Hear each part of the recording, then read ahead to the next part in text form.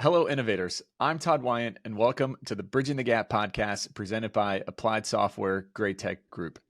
You're invited to join our conversation to model the future of construction innovation and the digital transformation adventure of this great industry. My guest today is Juraj Sabatka. He's the CEO and co-owner of IDEA StatiCa. Juraj is a big enthusiast of technology and entrepreneurship. After years in corporate banking, he joined IDEA StatiCa to mix his business skills with unique Czech technology. After various sales and marketing roles, he took over the position of CEO in January of 2023. Juraj has an academic background from 3 continents: Prague University of Economics, Harvard University, and Singapore Management University. And he continues to educate himself in behavioral economics. Welcome to the show, Juraj. It's good to have you here. Welcome, Todd. Thanks for inviting me. Yeah, absolutely. So, what led you into the big world of construction and structural engineering?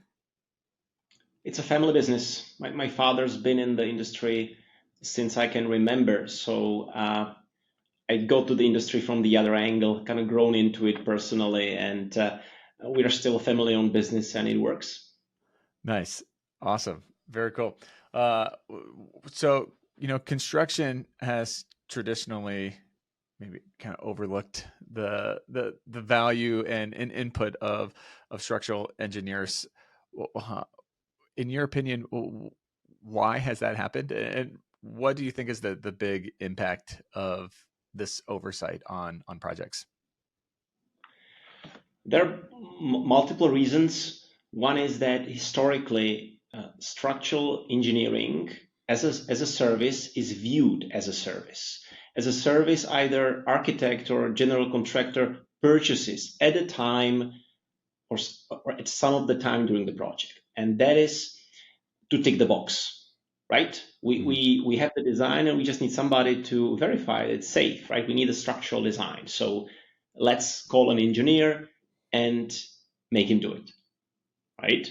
Structural engineer is not at the table when the general contractor and the architect and other stakeholders are designing and deciding how the project will or can look like.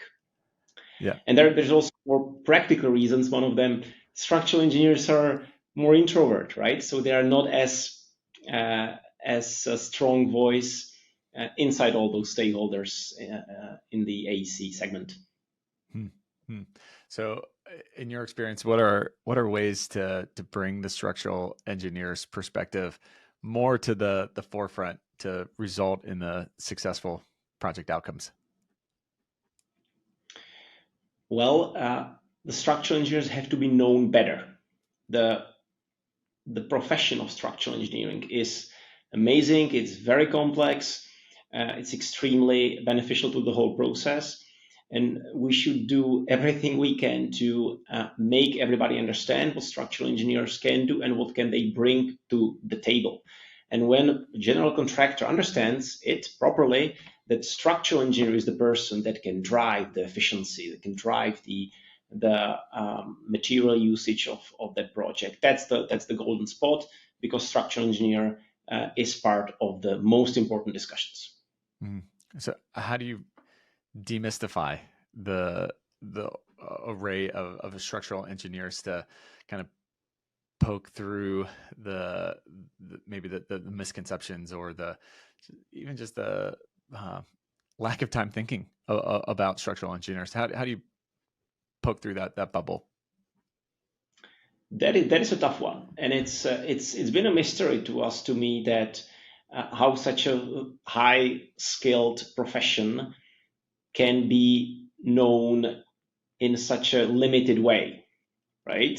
So it's about, I guess, calling good examples that the industry can relate to, promoting engineered by, not just built by or architect of the project is, but also structural engineered by brand or logo, to really talk about structural engineering on various levels. It might be of course, vendors, companies like us. There also might be the associations, right? They have the role of spreading the industry and the profession they represent. And here, the structural engineering associations could definitely do more than they're currently doing, especially compared to the other stakeholders in the segment. Mm-hmm. Have you seen other stakeholders doing it well that structural engineers should look towards to kind of model? Well, you can feel it when you look at the software industry for the AEC segment, right? And you look at the decisions of the bosses and of the companies. Most of the work is done for architects, for detailers, for MEP specialists, for BIM coordinators. So they probably got it better than structural engineers because there's not really that much being done for structural engineers. There are great exceptions, which is great, but in general, the structural engineers are of the lesser focus of the vendors in the industry. Yeah. What do you see as the consequence of kind of that mindset? And kind of a second question on that: why should the GCs really prioritize listening to the structural engineers more, and kind of the ramifications of not doing so? Yeah, there's only one person that truly understands the structures, truly understands how the mechanics and the inner mechanisms of a building work, and that is structural engineer. If you want to optimize the project for whatever criteria, it might be material usage, it might be the ease of assemblance, it might be use of this or that material, it might be the time what it takes to complete it. Structural engineer can tell you these things, and that is the source of that information. It goes both ways. Structural engineers have to be ready to think like this, right? Because some of them might get used to the old mindset. They just kind of do the structural design for whatever is agreed somewhere else. So if this works, if structural engineers and the GCs, the architects, are working together right from the start, we can get more efficient buildings. We can build faster, more effective, with less material used. Mm-hmm. Yeah, let's double click on that a bit more. How does structural analysis contribute to really an improving construction process and reducing the cost, ensuring the safety and longevity of structures? It's all about material usage. There are ways to build buildings, and there are ways to build them overly conservative. That doesn't mean some people are afraid of optimization because it might decrease the safety.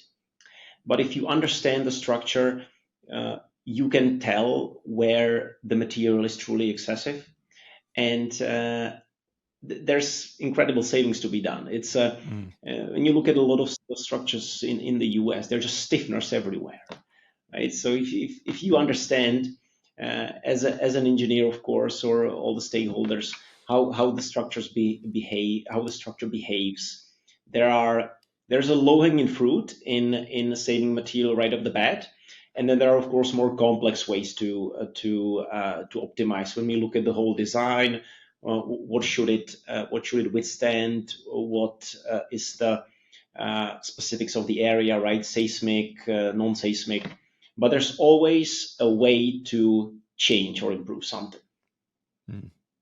Yeah. So there are some really cool technology coming into structural engineering space. IDEA StatiCa, for sure, being one of them. Why do you think that there's, or what's behind the kind of a renaissance, if you will, on the technology side coming into the structural engineering space? Why is now the time to really focus on this area? Well, 20, 30, 40 years ago, we as a humanity, we built very complex structures. The funny thing is that at the time, it was probably designed by the smartest engineers of that time, by the top 5%. What we are seeing right now with the education and the technology toolkit, software, other tools structural engineers have, you can get those complex, fantastic, really landmark structures being designed not just by the top 5%, but I want to say normal engineer, right? Mm-hmm. And that is fantastic, and that kind of removes the bottleneck of those kind of 3,000 buildings we have to build each day to meet the needs of our population and growth, something like that. So that really makes mankind able to kind of to challenge or to manage this challenge of build that much, build complex, and still do it efficiently. Mm. Yeah, that's awesome. What do you see as the trend? I want to double click on that kind of the democratization of the technology. How is that really helping to shape the design, and then why is it really important for the future of construction? You mentioned all the the vast amount of buildings that we have to build. It's kind of staggering when you look at that. You have to build like a New York City every single day in order to keep up with the population size of growth. Right. Why the democratization of technology? Why should people really kind of zero in and view that as a net positive? There is no wave of a new labor force coming into the industry. There is new wave. There is no wave of magical new materials that we can use. There is no magical change of trend of the population growth coming in. We just have to do more with what we have in terms of the natural resources and the people and the engineers that graduate every year. So using the technology better to do more is the only way. It doesn't mean using the technology blindly and be just a glorified software user. The technology should augment the natural desire of structural engineers and everybody in the industry to build more, to build faster, to build more efficiently. Mm-hmm. So I love what you mentioned there. Of it's really a partnership between the technology and the engineer or the whoever the end user of whatever product we're talking about. So often, especially in the larger construction industry, it the mindset is that technology is almost a threat coming in, and that it's going to take over somebody's job instead of that it's that partnership and collaboration. How do you go about helping to kind of foster the environment and the mindset that it is a partnership? We have to collaborate with the technology and not be in competition with it. Correct. It's that's a tough one, and it's structural engineers specifically. They are conservative, so basically they anticipate something's going to go wrong, right? Not necessarily with the structures they design, but also with the economy, right? The society, with the geopolitical situation. So you have engineers who've been anticipating something terrible next year in all of the last 5 years, and that's why they say, hey, I don't want to change what I do because I will probably not have enough work, but they still have enough work. It's there are territories where when structural engineers are not overbooked, but that it's very few. The pipelines are good, the projects are being done. Yes, the structure of the projects per industry is changing, but I'm optimistic in what the world's economy would do, and we just all have to be a little bit more optimistic too, and try to improve the whole process. Yeah. So there's a change management aspect in here for sure. How can we start to shift the mindset of, the traditional, this is the way we've always done it.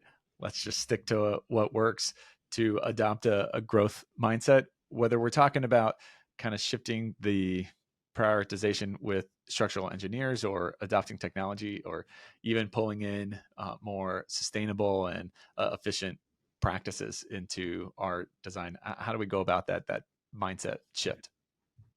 well, I think the structural engineers specifically, I guess the most trusted source for them is other structural engineers. So it's Mm. good examples. Again, I see a big role of industry associations to showcase that, to showcase structural engineers that been able to push their businesses to the next level. And there are companies who are making great example in combining the design, the profession of structural engineering with doing business. It's not a shame that somebody wants to run a structural engineering office as a business, as he's looking to employ technology, so he does more for a lower average costs. So these examples are great, and they are not just for the big multinationals. They are not only for the big engineering companies. There are things every structural engineer can do, and those examples, that's probably the source structural engineers would listen the most. Yeah. What's the low hanging fruit that you would recommend of if people that want to start this journey and start going down this road? Where where do they start first? Right. So I think the industry as a whole, you're represented by association, structural engineers, right? For example, in the US, it has to be more vocal about the importance of the profession and what it can do. And we need good examples of projects when GC, architect, structural engineer working together to figure out a better solution that saved money for the investor, of course, also the solution that eventually made the structural engineer more money, right? So those are kind of the stories that they kind of snowball and make people think. And these examples can be big projects, but can also be small ones, right? It's paradoxically, most people can relate to small projects more than to those iconic, right? Done Hmm. by the best. Yeah, you're speaking my language there of the storytelling aspect. 100% agree that it's more powerful to tell the smaller stories in so many ways because it's more relatable. That's what people do day in and day out. That you don't the big grand revolutionary stories are super cool and fascinating, but they're they seem almost more theoretical than just the day to day small, Correct. practical, and intimidating for people because they're like, "Oh, I don't want to tell the small story because it doesn't seem as grandiose and nobody's going to care." But Correct. that's the relatable. That's where the gold is. That it yes, you can do this on a day to day, you know, practical side of things. We got to do a better job of telling those stories for sure. Correct. How do we go about uh, really sharing those stories though of and making it so that people want to share those smaller stories? Well, this podcast is a good start. It's I think that's the responsibility of our industry as software vendors or software developers, Mm. as one of the stakeholders, because we see we talk to the users, we can share best practices, and that's kind of the I guess one of the things all the software vendors should be more responsible for, that it's not just about the kind of the software but the profession they develop it for.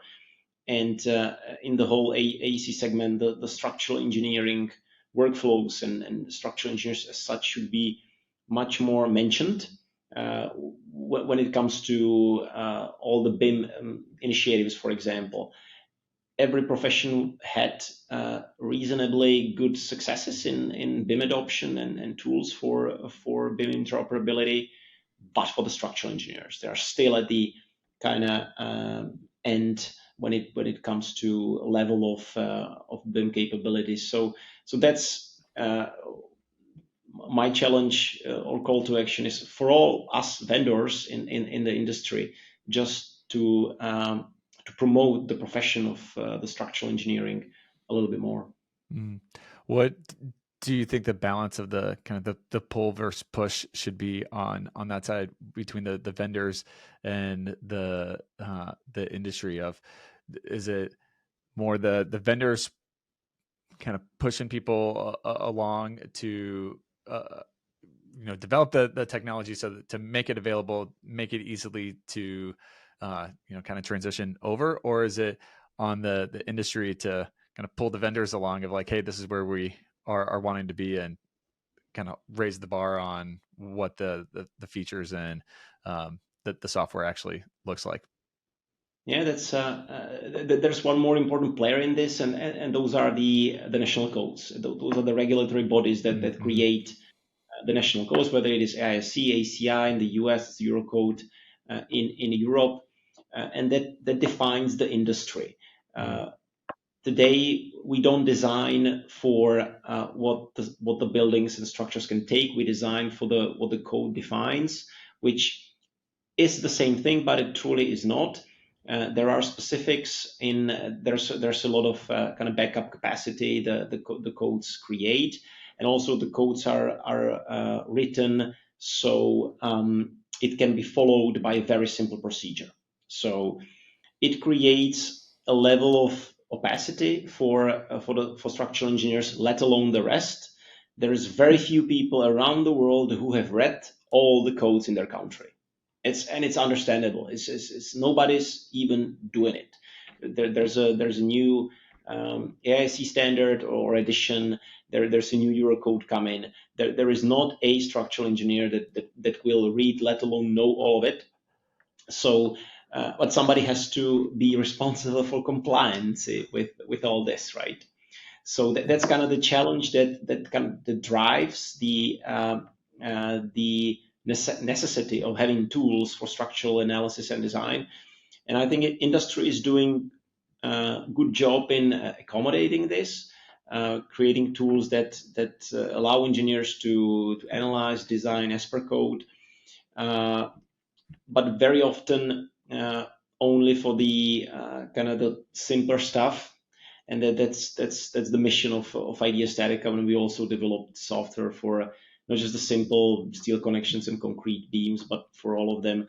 And that's kind of looking into, and it's an example how to look into helping engineers solve what hasn't been solved yet, so they can just be more productive and have more time for the work they truly love.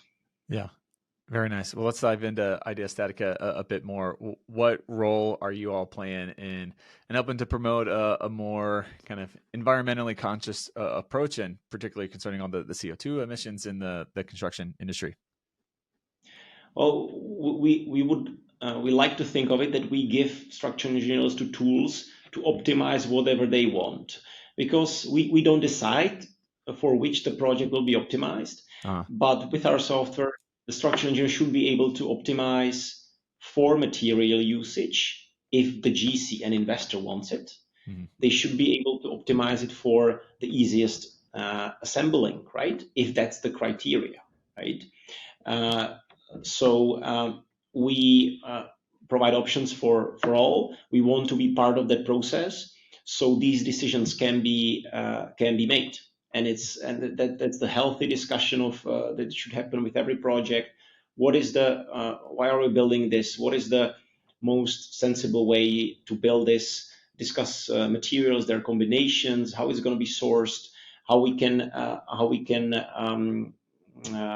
make the structure fill the purpose without using excessive material. And excessive material, to be honest, 99% today, excessive material means excessive CO2. Mm-hmm. It's one of the things that we are getting a little bit confused by, decreasing CO2. Structural engineers are very pragmatic. They're very good with numbers, with specific values, and decreasing material usage is very straightforward. Structural engineers can do it, and they are very happy to do it. Asking them to reduce CO2 when we are not exactly sure what it all means is sometimes a little counterproductive. So the industry should be more straightforward. let's decrease the material we use on our steel and concrete and timber projects, and structural engineers will happily help to solve that. Yeah, I love it. I'm a practical guy, so I love that. Just being very practical about it. Let's focus on the reducing the waste and materials there, and the rest will kind of really help solve and take care of itself. So yeah, I like that mindset. How would you describe the mission of IDEA StatiCa, and how does it align with addressing the issues faced by structural engineers in the construction industry? Well, our slogan is calculate yesterday's estimates. We still see areas where structural engineers struggle. They have to estimate. They spend an unnecessary amount of time to design, and we want to sort this out. We want structural engineers to have a peaceful sleep at night while enjoying their work and create beautiful buildings all around the world. Yeah, that's a good mission there for sure. So one of the kind of core tenets of the podcast is really building around innovation. What does innovation mean to you? It's about looking what the industry needs, where is it going, and the problems we need to solve. And when I look at it from our perspective, we see the incredible complexity of building codes. We see very complex workflows inside the AEC industry around structural engineers, and we see that persona kind of being overwhelmed with that. So the innovation it drives us to solve this. It drives us to make structural engineers able to cope with all that and remove from what we see as a bottleneck to just a better construction in general. Yeah, very nice. Well, how do people find out more information on IDEA StatiCa and connect with you? Just go to our website, ideastatica.com, or just connect with me on LinkedIn. Happy to talk to. Perfect. Sounds good. Well, final question for you. If I could give you all construction power, you could snap your fingers and innovate one thing in the industry, what would you pick to innovate? Wow. That would be the one and true format for the BIM, for really for managing all the construction data from the initial phase to the fabrication, erection, maintenance, demolition for the whole cycle. That we, as an industry, finally get to a point instead of having 15 data formats, that we would have one. One data point to rule them all. I like it. That'd be a good one. It would solve a lot of complexities in the industry. Very nice. Well, Juraj, thanks so much for taking the time and joining the podcast today. Likewise. Bye-bye.